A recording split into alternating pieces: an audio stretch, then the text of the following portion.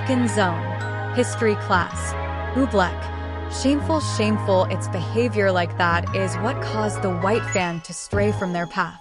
They were simple, peaceful protesters now turned to terrorists. Racism should never be tolerated in the first place.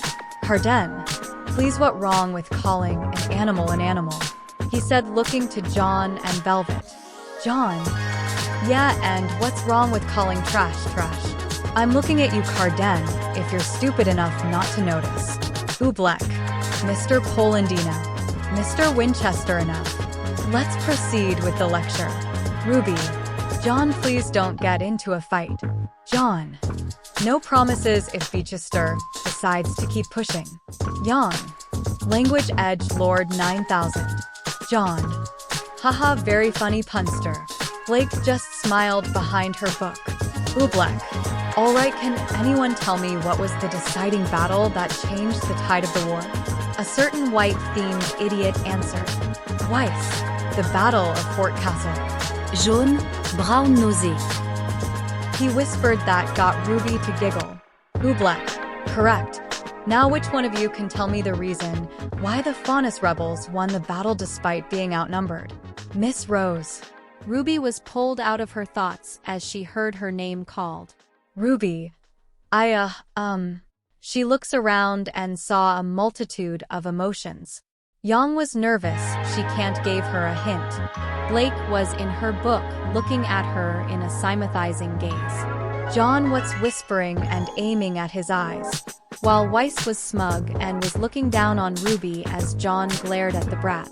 Kira felt uneasy with how her own leader is treating one of their sister team's members. Nora was unsure of how her leader has been behaving as an ice-cold leader. Ren was impassive as always, but deep down he's disappointed with how Weiss was acting. Ruby. Their eyes? Oobleck. Close, Miss Rose, but the answer is their night vision. Carden. Please, it's easier to train an animal than a soldier. Jaune. Yeah, since you don't know how to play fetch or just plain shut up. I guess you're lesser than a so-called animal. Carden. What did you say? You wanna go? Jaune. How about I teach you one? It's called Play Dead. Oobleck. Alright, everyone calm down and sit. The class ended with Oobleck finishing, but still gets the occasional interruption. Later combat class. Yang. Did you really need to antagonize that jerk? It'll only come back and bite you in the butt. Jaune. Chumps like him will never stop. If you just let them come and go as they please, they'll just step over everyone. And I thought you hate bullies, Xiaolong? Yang. Well, I don't want to break every one of their bones in front of a teacher and land myself in Goodwitch's detention for eternity. Blake. Fair point to Yang as well as fair point to Jaune. Ruby then lands a chop on Jaune's head. Ruby, smon jaune. We can't pick fights for no reason. If he hurts someone, feel free to bust a cap in his ass. Yang. Gasp, where did you learn that, Rubes? Ruby. It's from a movie from your scroll. Jaune and Blake deadpants Yang all of a sudden. Yang. Ha ha ha ha ha. She chuckled nervously. Then Miss Goodwitch entered the class as she spots Shadow and smiled at him, but she quickly reeled it in and adopted her trademark glare. Glinda. Alright, everyone settle down. This is combat class. In this class, you are evaluated on your combat performance between each other. Every mistake will be brought out to better improve your already formidable skills. Now let's decide who's going to demonstrate this class purpose. She turns on the screen's randomizer as faces appears Ruby Rose and Skylark. Jaune. Good luck, Ruby. Blake nods as Yang's fist pumps. She walks towards the lockers to change into her combat dress. Jaune saw Carden whispering to Skylark as he narrows his eyes. He has a bad feeling for the first time in his life. Sky and Ruby arrived at the arena as the two squared off. As the two fought, Ruby was slightly dominating her opponent, but skipping 2 years of combat school is showing as Sky was able to stonewall her advance. It was then he took his plan into action. Imagine it's Ruby's skirt. He sets off an explosion behind Ruby that flipped up her skirt as people in the stands, mostly the boys, began whistling like wolves as Jaune smashed her desk, scaring some of them to stop. Jaune looks over to Carden, who was smirking like a loon. With Ruby off balance and Ruby flustered by her undies being exposed, Sky managed to grab and wrench Crescent Rose away from Ruby and threw it away, leaving her defenseless. Ruby looked to Good Witch, who nods in understanding. Glinda, Ruby Rose has surrendered and Skylark is the winner. The two went back up to their seats as Sky high-fived Carden as Jaune glared at the bastards. Jaune, it's alright Ruby, those jerks just thought it was a right idea to mess with you. It's okay, you'll get them back. Jaune, does Ruby not know close quarters?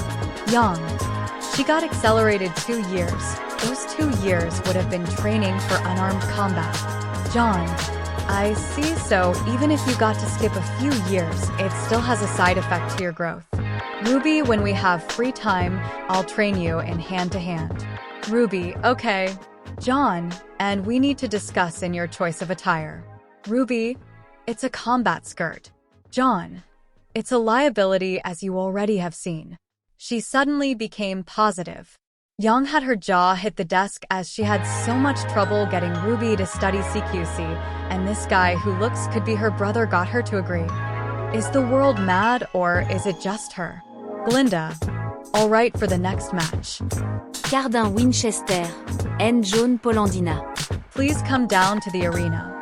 Carden still had his condescending smirk as Jaune was slightly happy on the inside.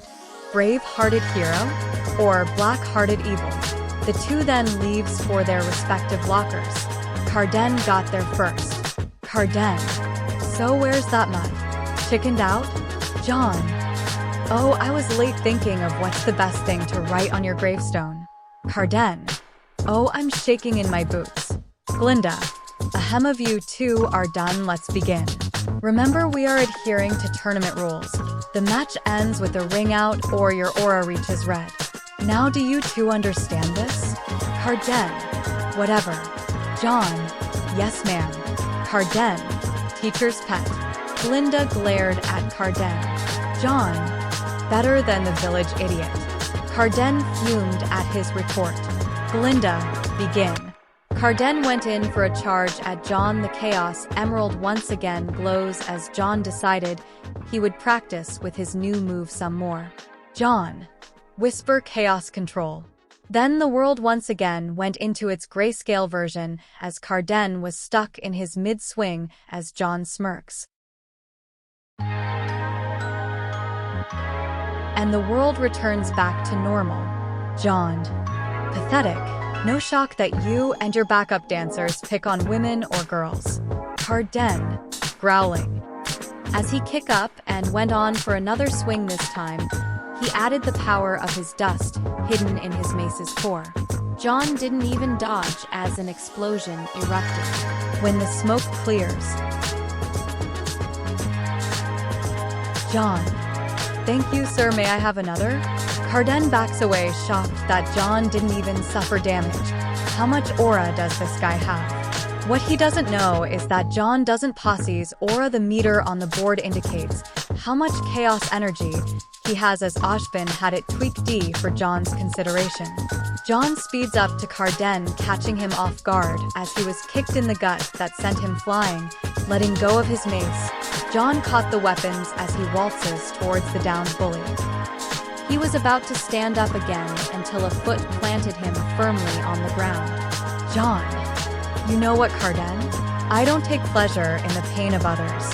But for you I'm willing to make an exception. As he swings the mace around with a few test swings. Carden, hey, I'm down. You can't harm an unarmed opponent. Jaune, Velvet was unarmed and you callously hurt her by pulling on her ears. I saw it was swelling a bit. So I'm just gonna return the favor. A faunus appendage is what they cherish most. So what do you cherish most? He aimed the mace to his face. Jaune, not your good looks, that's for sure. He aimed at his groin. Jaune, it's your pride. Carden, you wouldn't. As his eyes widen. Jaune, fourrure. He swings and Carden went from a bass to an octave higher. Glinda could only cringe at Shadow's actions. She is disappointed in how he handled the situation, but she couldn't stay disappointed with him for long, as this is the first time he faced bullying on his heritage. Glinda sighs, the winner is Jaune Polendina. The rest of Team CRDL take your leader to the infirmary. The team complied and dragged their beaten leader, who swore revenge. Glinda, while I'm impressed at your combat prowess, I am slightly disappointed with your conduct, Mr. Polendina. Please do not take things personally, for these people may be bullies, they are your classmates, and you are all equal. If such problems arise, please report to me, or any of the other professors. Jaune, I'm sorry, ma'am. I'll do better next time. Glinda, speak to me later. I wish to talk about your time here in Beacon. He nods and walks back to his team, who is cheering for him as he beat the school bully.